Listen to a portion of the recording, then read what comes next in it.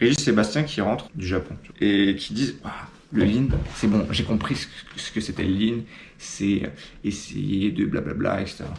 Et là, t'as un mec qui s'appelle Logri, que je déteste, qui dit ok, mais concrètement, qu'est-ce qu'on peut mettre en place? Parce que là, toi, tu parles, tu vois, de trucs à l'usine, mais qu'est-ce qu'on met en place pour que ça marche mieux?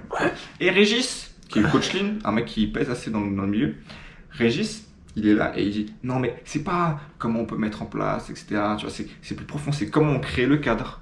C'est là où j'ai compris en fait que le lean, c'est pas des recettes. Et que lui, il cherchait une recette. Il cherchait comment implémenter le truc, tu vois. Juste arriver, plus réfléchir et faire le truc bête et méchant. Voilà, tu fais ça, tu fais ça, tu fais ça. Et tout de suite, tu vas gagner 10 000 abonnés, tu vas être le roi du monde, tu vas avoir une production infiniment plus rapide.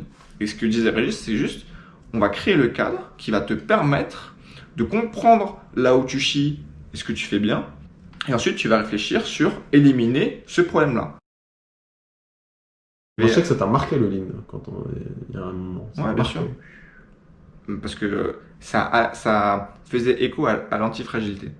Tu vois, tu avais le concept d'antifragile qui est tu mets des perturbations et ça améliore ton truc. Tu vois, et tu as le lean qui en fait c'est exactement ça. C'est comment on peut faire que chaque perturbation devienne plus forte pour que derrière tu puisses faire que ta production elle devienne plus solide.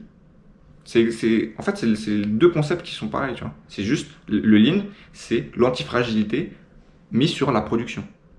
Tu vois. Tu essaies de faire en sorte que ton système soit antifragile. Du coup, tu lui mets plein de perturbations. Toutes les mini-perturbations qui peuvent y être, tu les fais grossir pour fluidifier à fond ta production. Si on revient encore une fois sur le truc de lean, tu vois, c'est tu visualises où t'es. Tu vois. Tu visualises où tu veux être. Ensuite, tu créer des règles, d'accord, qui vont, mettre en exergue tes mauvais côtés, et de deux, qui vont figer tes bons côtés, tu vois. Donc, par exemple, pas de peut-être. J'ai envie que les gens aient confiance en moi, donc quand je m'engage, c'est pas un peut-être que je vais mettre, c'est un oui ou c'est un non. Et quand je dis oui, je le fais. La règle binaire, c'est simple. C'est, est-ce que tu viens ce soir chez moi parce que j'organise une fête? Oui, non, voilà. Il n'y a pas de je sais pas, je suis fatigué. Ok, si je suis fatigué, non, c'est non. On réfléchit pas.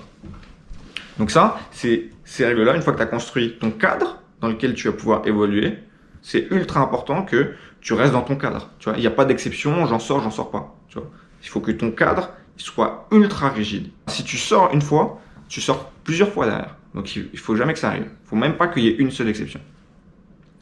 Et une fois que tu as fait ce cadre-là, tu commences à faire les efforts et à créer des habitudes pour pouvoir produire sans effort.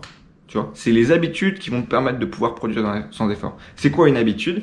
Une habitude, c'est des actions que lorsque tu ne fais pas, te coûtent de l'énergie. Voilà. C'est de ne pas faire les actions qui vont te coûter de l'énergie. Donc, une fois que tu as construit tes habitudes productrices, et une habitude, ça met du temps à construire. Ça met entre 3 et 6 mois pour construire une vraie habitude. Pas les 21 jours et tout, les 30 jours, c'est du bullshit. C'est 3-6 mois. Et donc, une fois que tu as construit ces habitudes-là, tu peux produire dans ton cadre, tu vois, qui lui optimise ta production, qui va te permettre d'atteindre ton objectif. Ce qui coûte beaucoup d'énergie, c'est de changer d'état. Donc, d'être d'un état statique à un état, ok, là je progresse, j'avance, ça demande de la volonté de fou. Tu vois. Là, moi, ce que je te dis, c'est pas comment tu passes de l'état statique à l'état en mouvement. Tu vois. C'est comment faire en sorte que l'état en mouvement, il te dégoûte pas. Comment, une fois que tu as fait ce premier pas-là, une fois que c'est bon, tu avances, comment on peut faire pour que ça se passe le mieux possible. Tu vois. Pour que toute l'énergie que tu dépenses, tu la mettes dans les bons